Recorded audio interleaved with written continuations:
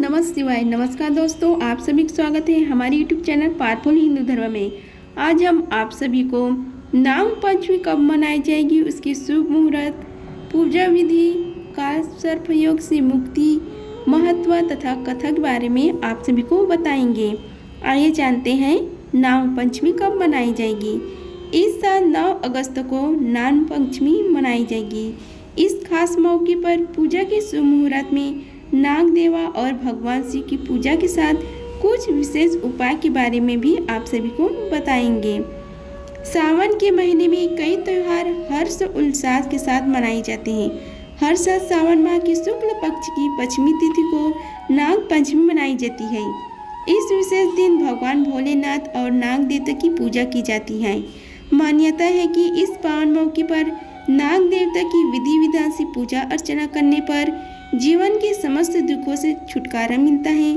पंचांग के अनुसार इस साल 9 अगस्त 2024 को नाग पंचमी मनाई जाएगी। इस शुभ दिन पर कई अद्भुत संयोग का भी निर्माण हो रहा है। इससे शुभ मुहूर्त में पूजा आराधना से जातक को कई गुना अधिक शुभ फलों की प्राप्ति होगी। आइए जानते हैं नाग पंचमी के शुभ मुहूर्त के बारे में। नाग पंचमी का द्वितीयक पंचांग के अनुसार इस वर्ष सावन मास की शुक्ल पक्ष की पंचमी तिथि का आरंभ 9 अगस्त 2024 को सुबह 8:15 मोहर हो रहा है और अगले दिन यानी कि 10 अगस्त को सुबह 6:09 पर समापन होगा। इसलिए उदय तिथि के अनुसार 9 अगस्त को नाग पंचमी मनाया जाएगा। अब इसकी शुभ मुहूर्त के बारे में बताते हैं।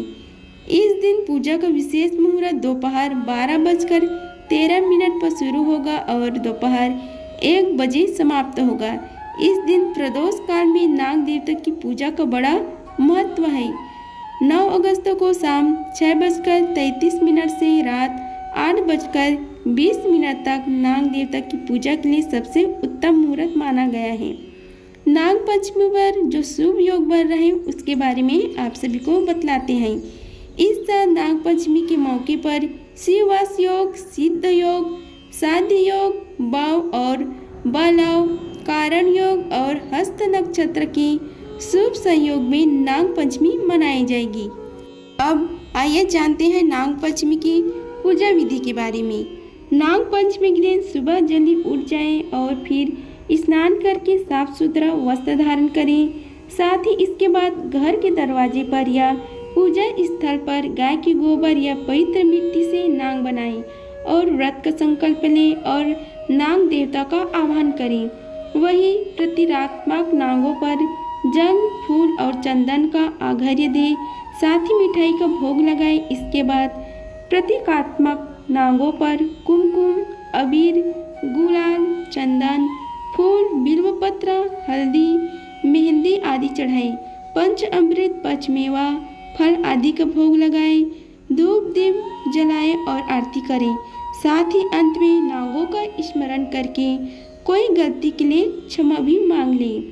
नाग पंचमी की पूजा सामग्री के बारे में आप सभी को बताते हैं।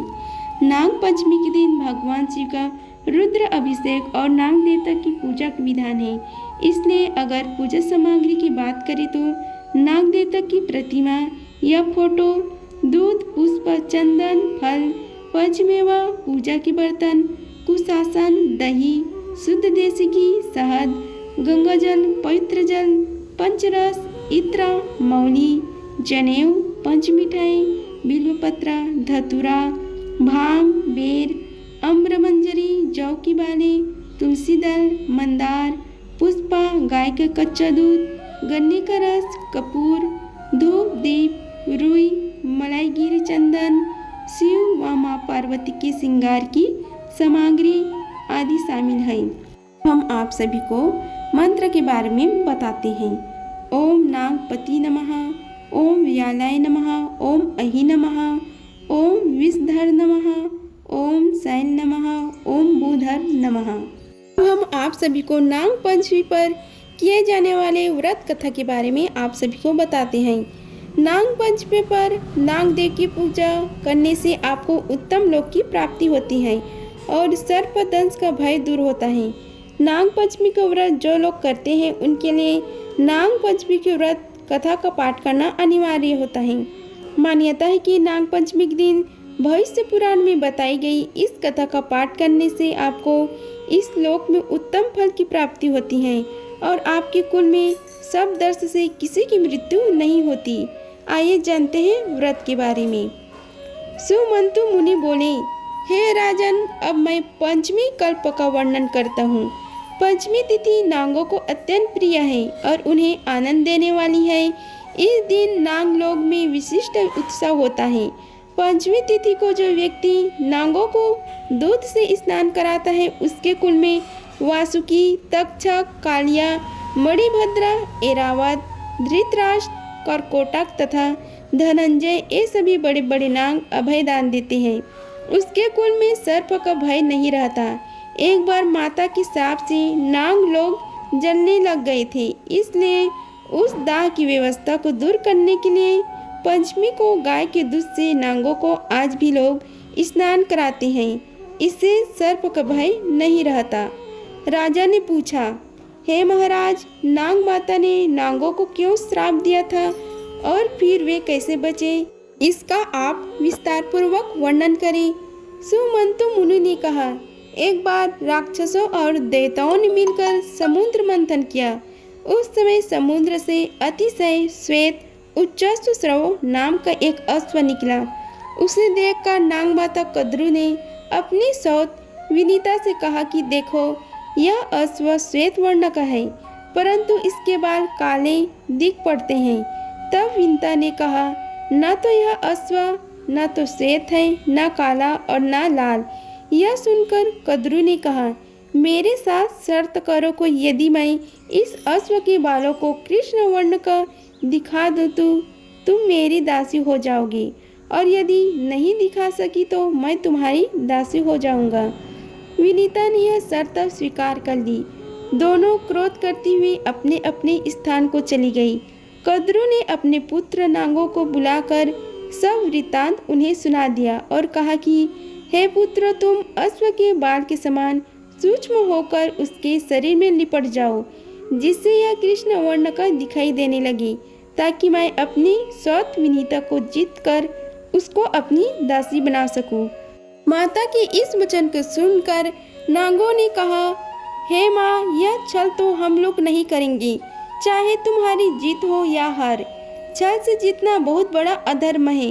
पुत्रों का यह वचन सुनकर कद्रु ने कहा, तुम लोग मेरी आज्ञा नहीं मानते हो, इसलिए मैं तुम्हें श्राप देती हूँ कि पांडवों के वंश में उत्पन्न राजा जन्मेजय जब सर्प शस्त्र करेंगे तब उस यज्ञ में तुम सभी अग्नि में जल जाओगी। इतना कहकर कद्रु चुप हो गई। नागगण माता का श्राप सुनकर बहुत घबराए और वासिकों को साथ में लेकर ब्रह्म जी के पास पहुँचे तथा ब्रह्म जी को अपना सारा वृत्तांत सुनाया। इस पर ब्रह्म जी ने कहा कि वासुकी की चिंता मत करो, मेरी बात सुनो। ययावर वंश में बहुत बड़ा तपस्वी जरत्कारु नाम वाली बहन का विवाह कर देना और वह जो भी कहे उसका वचन स्वीकार करना। जो उसे आस्तिक नामक विख्यात पुत्र का उत्पन्न होगा, वह जन्मेजय के सर्प यज्ञ को रोकेगा और तुम लोगों को रक्षा करेगा। ब्रह्म जी की इस वचन को सुनकर नागराज वासुकी आदि अतिशय प्रसन्न हो उन्हें प्रणाम करके अपने लोग चले गए। सुमंतु मुनि ने इस कथा को सुनकर कहा, हे राजन, यह यज्ञ तुम्हारे पिता राजा जन्मेजय ने किया था। यही बात श्री कृष्ण भगवान भी युधिष्ठिर से कही थी कि हे राजन, आज से 100 वर्ष के बाद सर्प यज्ञ होगा, जिसमें बड़े बड़े विषधर और दुष्ट नाग नष्ट हो जाएंगे। करोड़ों नाग जब अग्नि में दग्ध होने लगेंगे, तब आस्तिक नामक ब्राह्मण सर्प यज्ञ को रोककर नागों की रक्षा करेगा। ब्रह्म जी ने पंचमी के दिन वर दिया था और आस्तिक मुनि ने पंचमी को ही नागों की रक्षा की थी। अतः पंचमी तिथि नागों को बहुत प्रिय है। पंचमी के दिन नागों की पूजा कर यह प्रार्थना करनी चाहिए कि जो नाग पृथ्वी में, आकाश में, स्वर्ग में, सूर्य की किरण में, सरोवर में, वापी, कूप, तालाब आदि में रहते हैं, वे सब हम पर प्रसन्न हो, हम उनको बारंबार नमस्कार करते हैं। अब हम आप सभी को नाग पंचमी काल सर्प के दोष के उपाय के बारे में बताते हैं। नाग पंचमी के दिन घर के मेन गेट पर गोबर, गेरू या मिट्टी से सर्प की आकृति बनाएं।